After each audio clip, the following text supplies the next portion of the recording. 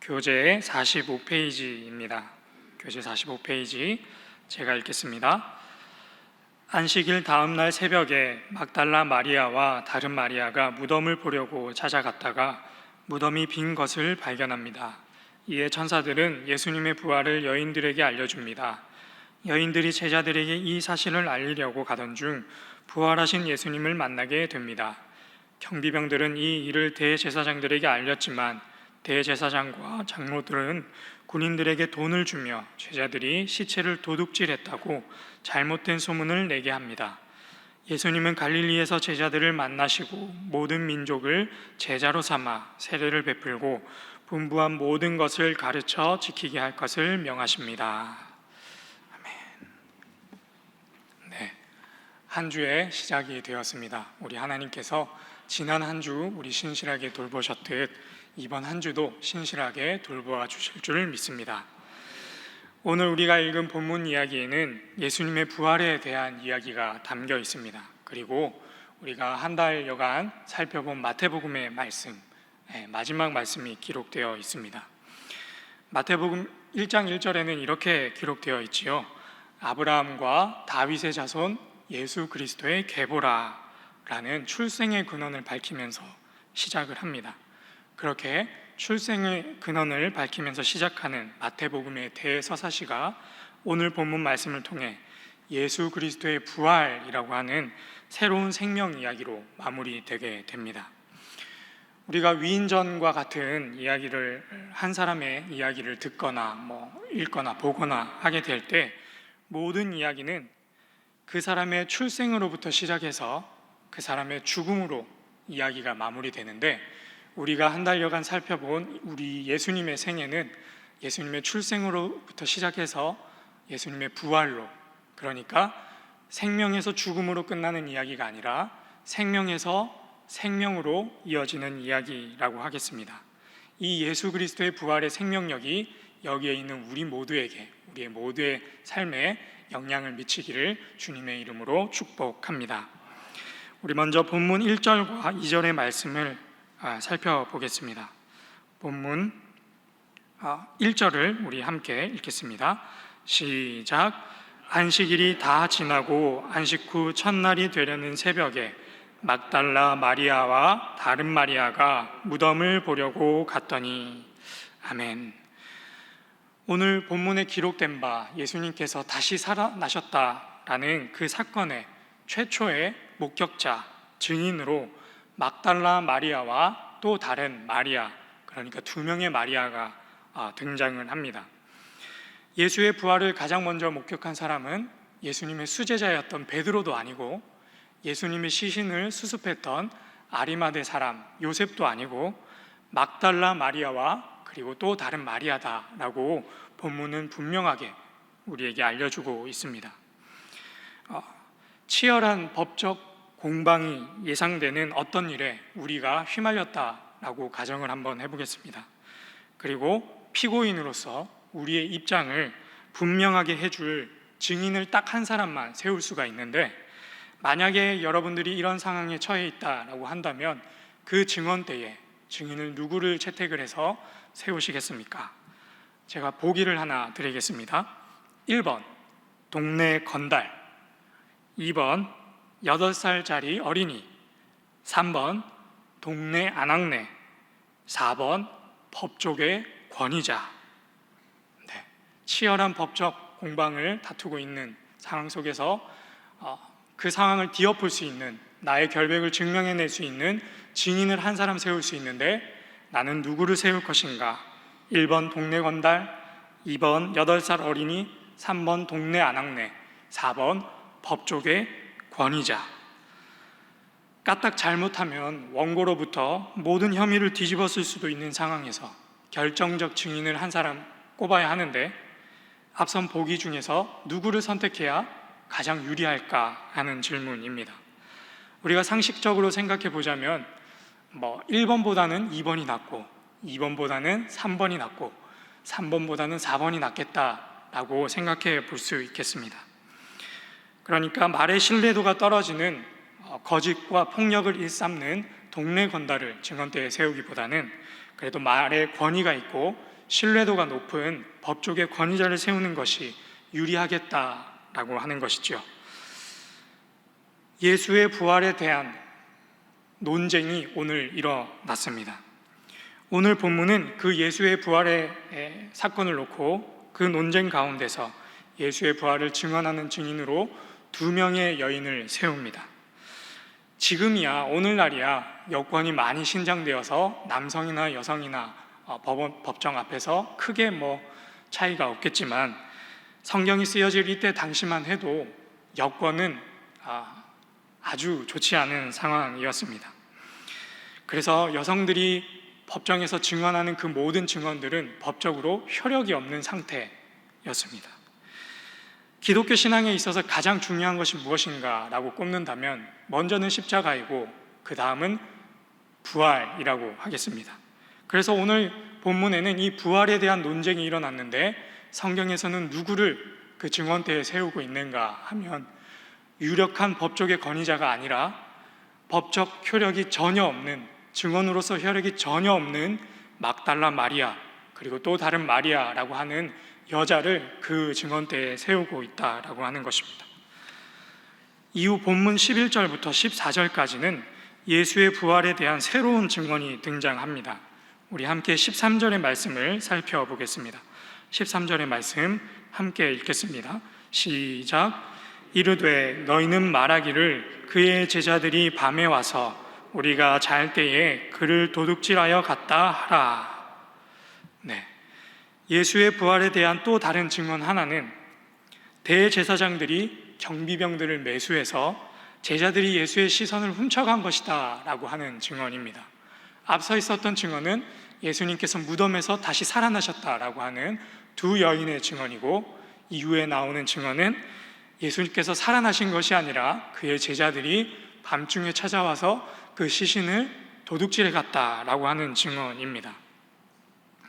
첫 번째 살펴봤던 그 증언은 법적 효력도 전혀 없는 여성들의 증언, 아무런 힘도 없는 민초들의 증언이었다라고 한다면, 이번에 나오는 이 증언은 무덤문을 지키고 있던 당사자의 증언, 법적 효력을 가지고 있는 남성의 증언, 그리고 더 나아가서 대제사장이라고 하는 아주 유력한 사람들이 지지하는 증언이라고 하겠습니다. 만약에 여러분들이 법정에 올라서서 이 2 증언을 놓고 어느 것이 더 신빙성이 있는가라는 것을 저울질하게 된다면 어떤 사람의 증언을 증거로 채택하시겠습니까? 우리는 예수님을 믿는 사람들이기 때문에 막달라 마리아 말이 맞습니다 이렇게 생각할 수 있겠지만, 냉정하게 말해서는, 냉정하게 우리가 판단해 보자면 대제사장들이 경비병들을 통해 증언한 내용, 그 증언이 훨씬 더 신빙성이 있는 증언이라고 하겠습니다. 그래서 오늘 본문 말씀 15절에도 많은 사람들이 그 증언을, 그 사실을 믿고 있다라고 기록되어 있습니다. 여기서 우리는 이런 질문을 던져봐야 하겠습니다. 우리는 과연 우리의 인생 속에서 누구의 증언을 받아들이고 있는가? 누구의 증언을 진실로 받아들이고 있는가? 우리는 과연 우리의 삶 속에서 누구의 말을, 인생에 대한 누구의 조언을, 진리에 대한 누구의 증언을 믿고 듣고 따르며 살아가고 있는가 하는 질문입니다. 혹시 나는 지금 진리가 아닌 유력한 어떤 사람의 이야기를 따라 살고 있지는 않은지, 나는 예수의 가르침이 아닌 돈을 좀 많이 벌었다라고 하는 사람의 신념을 쫓아 살아가고 있지는 않은지, 세상 속에서 좀 성공했다고 하는 사람을 동경하고 그 사람의 조언을 믿고 따라 살아가고 있지는 않은지 돌아볼 수 있기를 주님의 이름으로 부탁드립니다. 나는 누구의 증언을 진실로 받아들이고 있는가 하는 질문에 이어서 우리는 예수의 부활을 거부하는 대제사장들의 모습을 통해서 이런 질문도 한번 던져봐야 하겠습니다. 나는 진정 복음을 받아들일 준비가 되었는가 하는 질문입니다. 나는 진정 복음을 받아들일 준비가 되었는가? 대제사장이라고 하는 직책은 어떤 직책입니까? 우리가 잘 알고 있듯이 유대교에 있어서 가장 높은 권위를 가지고 있고 하나님과 가장 가까이에 있는 사람이라고 하겠습니다. 다른 이들은 절대로 들어갈 수 없는 하나님 계시다는 지성소에 들어갈 수 있는 유일한 사람, 하나님과 가장 가까이에 있는 사람, 성경 말씀과 메시아에 대해서 가장 많은 지식과 해박한 통찰을 가지고 있는 사람, 그 사람들이 바로 대제사장들이라고 하겠습니다. 그리고 그 대제사장들이 심지어 경비병들을 통해서 자신들이 죽였던 메시아라고 불리우던 그 사람이 성경 말씀대로 다시 살아났다라는 증언을 들었음에도 불구하고 그들이 오늘 본문에서 가장 앞장서서 그 복음을, 예수 부활의 복음을 거부하고 있는 것을 우리는 발견합니다. 그들이 왜 그렇게 행동했을까? 그들이 왜 복음을 그렇게 거부했을까? 그 이유는 분명합니다. 부활한 메시아를 다시금 죽여서라도 내가 지금 누리고 있는 이 모든 특권들, 특혜들, 부귀영화를 포기할 수 없었기 때문입니다. 내가 죄인이라는 사실, 내가 예수를 죽였다라는 사실, 내가 여전히 죄인이라는 사실을 그들이 받아들일 수가 없었고, 더 나아가서 자신들이 지금 누리고 있는 부귀영화와 기득권을 유지함에 있어서 이 예수의 부활이라고 하는 것이 치명적인 위협이 되기 때문에 그들이 예수의 부활을 거부한 것입니다. 예수의 부활을 인정하는 순간, 그 복음을 받아들이는 순간, 온갖 허영과 허례허식으로 가득 찼던 그들의 삶을, 그 모든 것을 내던져버리고 예수께서 지셨던, 그리고 예수께서 지라고 말씀하셨던 그 십자가를 이제는 그들이 짊어져야만 했기 때문에 그들이 예수의 부활을 거부한 것입니다. No cross, no crown. 네, 제가 영어를 잘 못하는데 No cross, no crown이라는 말이 있습니다. 십자가 없는 왕관은 없다, 고난 없는 영광은 없다라는 말입니다. 우리가 믿는 복음은 무엇인가? 우리가 마태복음서를 정리를 하면서 우리가 믿는 복음은 무엇인가? 우리가 따르는 예수 그리스도의 신앙, 그 핵심을 두 가지 단어로 정리를 하자면 첫 번째로는 십자가이고 두 번째로는 부활입니다. 그래서 십자가 없는 부활이 없고 부활이 없는 십자가가 없습니다. 예수께서는 십자가를 통해 부활을 이루셨고, 그리고 부활을 통해 십자가를 완성하셨습니다. 그리고 예수께서는 우리더러 누구든지 자기 십자가를 지고 나를 따라오라 라고 말씀하셨습니다.